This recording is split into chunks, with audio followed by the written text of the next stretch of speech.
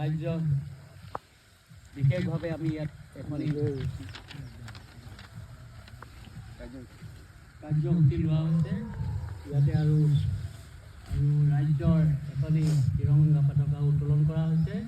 গতিকে আমি সকলোতে যেনেধৰণে কৰিব লাগিছিলে তত কৰিব নোৱাৰত অনেকখিনি জমাপুতি থাকিব পাৰে, তাৰ বাবে আমাক যাতে সকলোৱে নিজৰ বুলি জমা আগবঢ়াই যায়।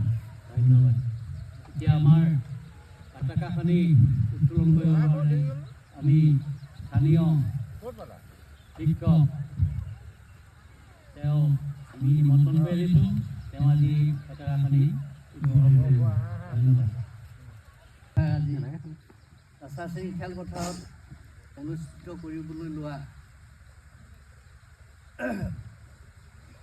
গণৰাজ্য দিৱসৰ কাৰ্যসূচীত আয়োজক সমিতি, মোৰ বন্ধুবৰ্গ আৰু কণ কণ মাইনা মাইনীসকল, যিহেতু 1950 চনৰ 26 জানুৱাৰী তাৰিখে ভাৰতবৰ্ষৰ যিখন সংবিধান, সেই সংবিধানখন গৃহীত হৈছিল। সেই দিনটোৰ পৰাই সমগ্ৰ ভাৰতবাসীয়ে এই গণৰাজ্য দিৱসটো জাতীয় পতাকা উত্তোলনেৰে পালন কৰি আহিছে। সেই মৰ্মে আজি আশা সিং খেলপথাৰত অনুষ্ঠিত কৰিবলৈ লোৱা এই কাৰ্যসূচীত আমাক এই পতাকাখনি উত্তোলন কৰিবলৈ তেওঁলোকে নিমন্ত্ৰণ কৰিছিলে। সেই উদ্দেশ্যে আহি আমি ইয়াত উপস্থিত হৈছোঁহি।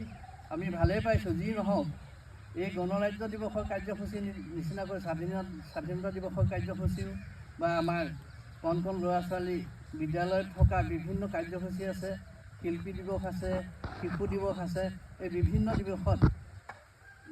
দিৱস যাতে তেওঁলোকে মানে সাধ্য অনুসৰি পাতিব পাৰে, স্থানীয় ৰাইজৰ সহযোগত, মই সেইটো কামনা কৰিলোঁ। আৰু এই কাৰ্যসূচীৰ যোগেদি আমাৰ স্থানীয় কণ কণ ছাত্ৰ ছাত্ৰীয়ে হওক বা যুৱকসকলে হওক বা আমাৰ সমনীয়াসকলে হওক, যাতে আমি একতাৰ বান্ধোনৰ দোলেৰে আমি বান্ধ খাই থাকিব পাৰোঁ, সেই উদ্দেশ্যে মই তেওঁলোকক এই কাৰ্যসূচীবিলাক অনুষ্ঠিত কৰি যাবলৈ মই অনুৰোধ জনাই মোৰ বক্তব্য সামৰণি মাৰিম। ধন্যবাদ।